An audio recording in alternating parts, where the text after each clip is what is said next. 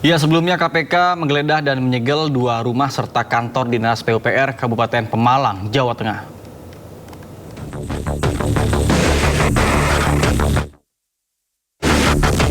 KPK menggeledah dan menyegel 2 rumah di perumahan Mutiara Residence Pemalang serta kantor Dinas PUPR Pemalang. Salah satu rumah yang disegel disebut milik seorang kontraktor berinisial O yang diduga kerabat Bupati Pemalang. Pasca OTT KPK, Pemkab Pemalang memastikan aktivitas pemerintahan dan pelayanan publik tetap berjalan normal.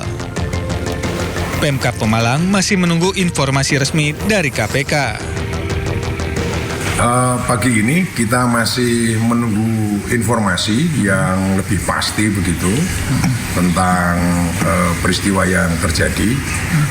Tapi yang paling penting kita pastikan dan kita sudah minta kepada semua jajaran untuk kegiatan rutin pelayanan kepada masyarakat untuk dipastikan tetap terus berlangsung dengan baik.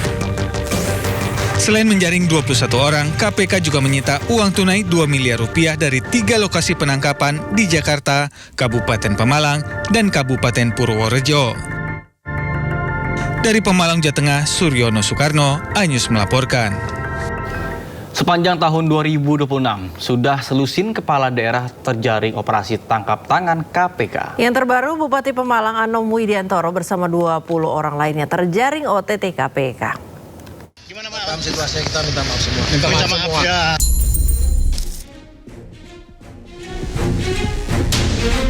Mengenakan rompi oranye dan tangan terborgol, Bupati Pemalang Anom Widiantoro minta maaf. Anom keluar dari gedung KPK bersama 3 orang lainnya dikawal ketat penyidik KPK dan polisi dijebloskan ke tahanan. Bupati Pemalang Anom Widiantoro ditetapkan sebagai tersangka usai terjaring operasi tangkap tangan bersama 20 orang lainnya di Jakarta, Pemalang, dan Purworejo. Anom diduga melakukan pemerasan melalui orang kepercayaannya ke sejumlah perangkat daerah maupun rekanan swasta. Total terkumpul 1,98 miliar rupiah. Dari data yang terkumpul sepanjang 2026 sudah selusin pejabat daerah tertangkap operasi senyap ini. Di awal tahun, Bupati Pati Jawa Tengah Sudewo dan Wali Kota Madiun Jawa Timur terjaring OTT KPK.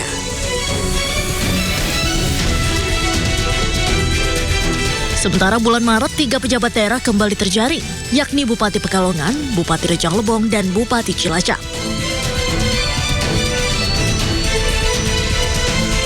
Di bulan April, Bupati Tulungagung Gatut Sunu juga terjaring operasi senyap.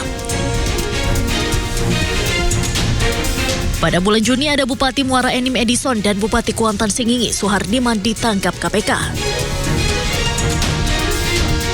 Dan terakhir selama bulan Juli 3 kepala daerah terjaring, yakni Bupati Sukoharjo, Bupati Lombok Barat, serta Bupati Pemalang.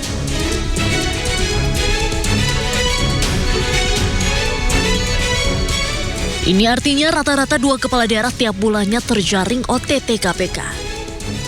Kasus terakhir, tertangkapnya Bupati Pemalang menambah daftar panjang kepala daerah terjaring operasi tangkap tangan KPK.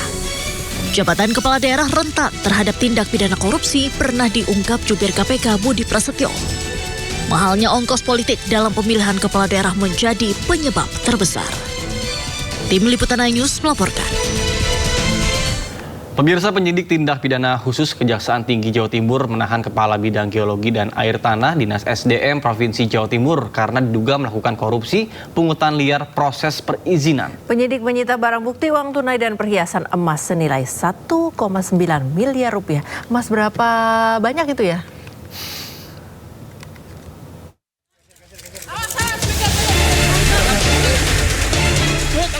ED Kepala Bidang Geologi dan Air Tanah Dinas Energi dan Sumber Daya Mineral Provinsi Jawa Timur langsung dijebloskan ke tahanan Kejaksaan Jawa Timur pada Selasa malam.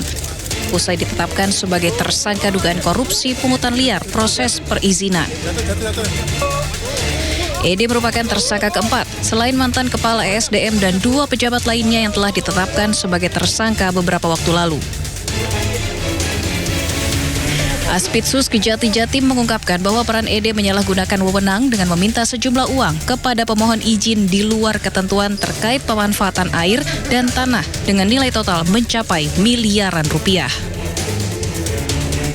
tersangka ED memerintahkan tersangka H selaku ketua tim kerja pengusahaan air tanah meminta sejumlah uang yang tidak sesuai dengan ketentuan atau pungutan liar pada 217 pemohon izin. Dari tangan tersangka ED, penyidik menyita barang bukti uang tunai dan perhiasan emas senilai 1,9 miliar rupiah. ED ditahan di Rutan Kelas 1 Surabaya Cabang Kejati Jatim selama 20 hari ke depan guna proses penyidikan. Dari Surabaya, Jawa Timur, Hari Tambayong, iNews melaporkan. Pemirsa, mantan Wakapolri Komjen Purnawirawan Ugroseno penuhi panggilan klarifikasi Korps Pemberantasan Tindak Pidana Korupsi Polri. Klarifikasi terkait penyelidikan dugaan korupsi pengadaan hibah lahan sekolah polisi wanita periode 2010-2014. Ugroseno tiba di Mabes Polri sekitar pukul 9 pagi tadi. Dirinya datang untuk menjelaskan yang dirinya tahu. Bahkan dirinya mempertanyakan dasar hukum penyelidikan kebijakan yang sudah lewat lebih dari 15 tahun. Nama Ugroseno dikaitkan dalam kasus ini lantaran menjabat sebagai Kepala Lembaga Pendidikan dan juga Pelatihan Polri saat proses hibah dan pengadaan lahan berlangsung pada tahun 2011. Adapun Ugroseno menegaskan dirinya hanya melanjutkan kebijakan yang sudah ada. Kalau 2011 kan berarti harus ada hasil pemeriksaan Irwasum. Ya kan? Tapi dasarnya di situ pakai LI, laporan informasi. Nah, kalau dugaan tidak pidana, kalau internal Polri ya harusnya berangkatnya dari Irwasum memeriksa biasanya gitu kan. BPK juga tidak ada temuan. BPK menilai Polri mulai 2011 pun WTP. Wajar tanpa pengecualian. Nah ini 2011 bisa dicari pakai LI. Nah kalau semua Kapolda, Kapolri, Pak Hugeng sekali dicarikan LI gimana nanti? Itu aja sih. Nah, saya karena diundang ya saya jelaskan aja. Klarifikasi yang dibawa, dokumen apa yang dibawa gitu untuk klarifikasi? Semua ada panitianya, saya nggak tahu apa-apa. Saya Kalemdik, ya kan? Panitia pengadaan pembelian tanah, Brigjen katanya sudah meninggal ya, nggak tahu nanti gimana nih. Semua itu kan ada panitianya. Apalagi itu, Pak? Pemirsa, Kejaksaan Agung periksa 2 saksi kasus TPPU Febri Adriansyah. Dari 2 saksi tersebut tidak satu orang tidak memenuhi panggilan. Jalan.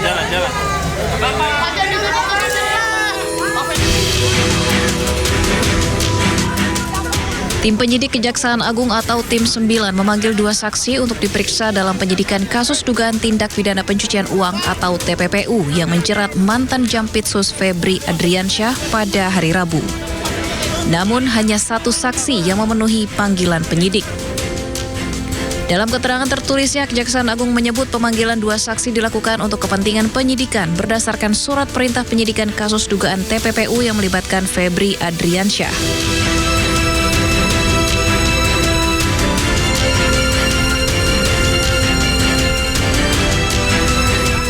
Dari 2 saksi yang dipanggil, hanya ATW selaku penasihat hukum afiliasi Don Rito yang hadir menjalani pemeriksaan, sementara 1 saksi lainnya tidak memenuhi panggilan penyidik. Kapus Penkum Kejagung menambahkan penyidik akan kembali melayangkan surat panggilan kepada saksi yang tidak hadir. Pemeriksaan saksi masih terus dilakukan untuk memperkuat alat bukti dalam perkara tersebut.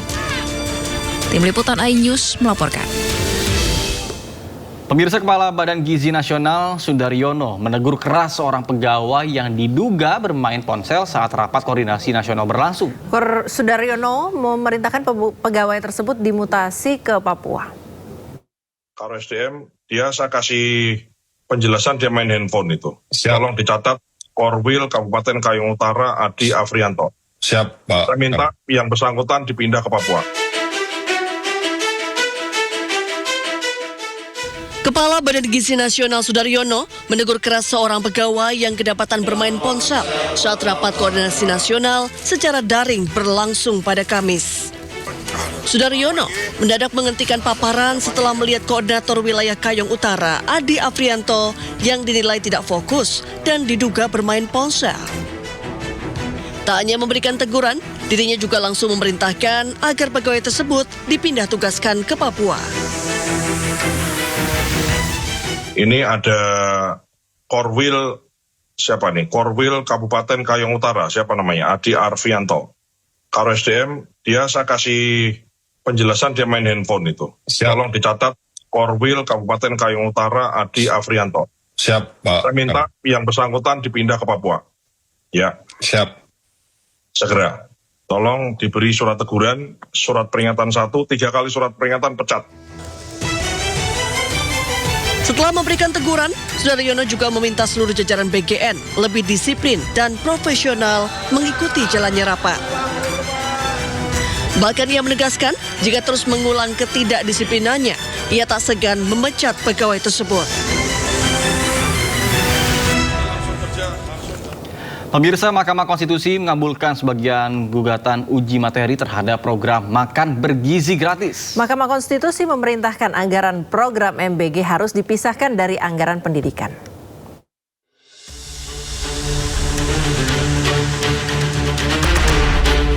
Kamis siang, Mahkamah Konstitusi memutuskan mengabulkan sebagian gugatan uji materi program makan bergizi gratis yang diajukan Yayasan Taman Belajar Nusantara bersama 6 pemohon lainnya.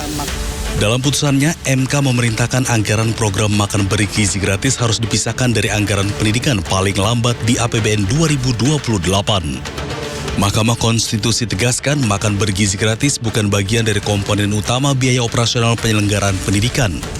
Hanya berlaku untuk anggaran pendapatan dan belanja negara tahun anggaran 2026, sehingga untuk anggaran pendapatan dan belanja negara tahun-tahun berikutnya, anggaran program makan bergizi yang bukan merupakan komponen utama pendidikan dipisah atau tidak menjadi bagian dari anggaran operasional penyelenggaraan pendidikan, dan pemisahan dimaksud berlaku paling lambat dalam anggaran pendapatan dan belanja negara tahun anggaran 2028.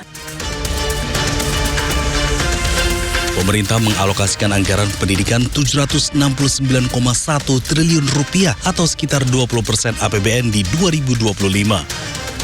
Dari jumlah tersebut, 223,6 triliun rupiah dialokasikan untuk program makan bergizi gratis bagi peserta didik. MK menilai anggaran pendidikan 20% dari APBN seharusnya diprioritaskan untuk komponen utama pendidikan yang berkaitan langsung dengan penyelenggaraan pendidikan. Dari Jakarta, Tim Liputan iNews melaporkan. Pemirsa, Menteri Sekretaris Negara Prasetyo Hadi mengatakan bahwa pihak Istana Kepresidenan akan mempelajari terlebih dahulu putusan MK terkait dengan pemisahan anggaran program MBG dari anggaran pendidikan dalam APBN mulai tahun 2028. Ya, Prasetyo pun menjelaskan bahwa persoalan anggaran tidak hanya melibatkan pemerintah tapi juga DPR. Kami juga sudah mendapatkan informasi bahwa MK mengambil sebuah putusan, tapi memang yang pertama karena kami posisi sedang di luar kota secara resmi, kami belum menerima salinan keputusan tersebut, dan tentu saja karena apapun keputusan MK tentu kita hormati, nanti akan kita pelajari, karena bagaimanapun kalau berkenaan dengan masalah anggaran tentu kita tidak berdiri sendirian, karena anggaran itu kan kita susun juga bersama-sama dengan teman-teman kita di DPR. Jadi mohon. Informasi lainnya, pemirsa, memperingati Hari Anak Nasional, Sakatonik ABC meluncurkan kampanye gerakan Makan Tanpa Drama. Makan tanpa drama nggak tuh? Ya, program ini mengajak para orang tua menciptakan suasana makan yang lebih menyenangkan agar anak terbiasa makan dengan baik, sekaligus memperoleh asupan nutrisi yang dibutuhkan.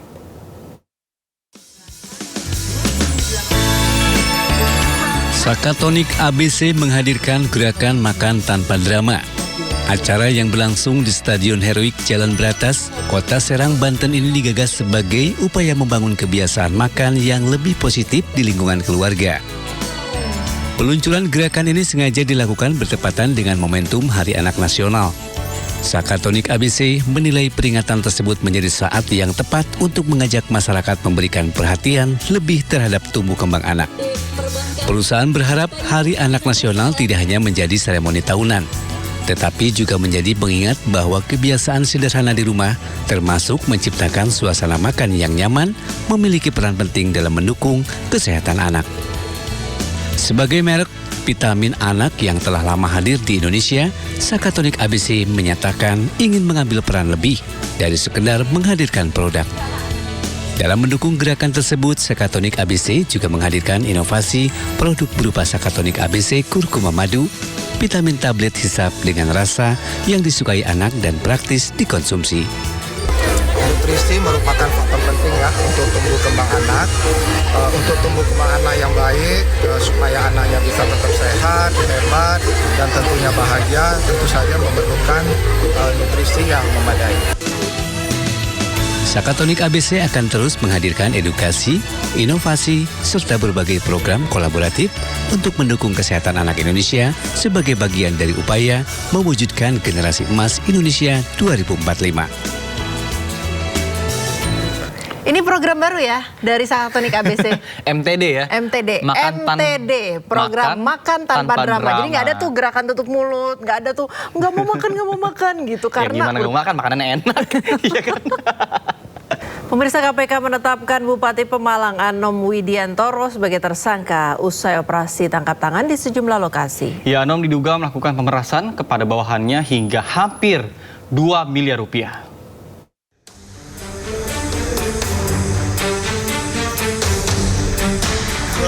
Komisi Pemberantasan Korupsi menetapkan Bupati Pemalang Anom Widiantoro sebagai tersangka.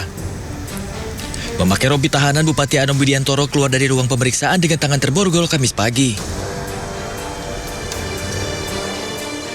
Anom diduga memeras bawahannya hingga 1,9 miliar rupiah. KPK menyebut selain untuk keperluan pribadi Bupati, uang ini sebagian untuk mengurus perkara di KPK. Berdasarkan kecukupan alat bukti yang sah, penyidik kemudian telah menetapkan 4 orang sebagai tersangka. Dalam kesempatan ini KPK sekaligus menegaskan bahwa setiap penanganan perkara yang KPK lakukan dilakukan secara objektif, transparan dan akuntabel, termasuk apabila perkara itu juga melibatkan oknum KPK itu sendiri. Uang ini diduga hasil pemerasan Bupati Pemalang terhadap sejumlah perangkat daerah dan pihak swasta dikumpulkan melalui orang kepercayaannya berinisial GHA. Saudara GHA atas perintah Saudara Awi melakukan pengumpulan uang hasil memeras beberapa pejabat dan pihak swasta yang berada di lingkungan Pemkab Pemalang,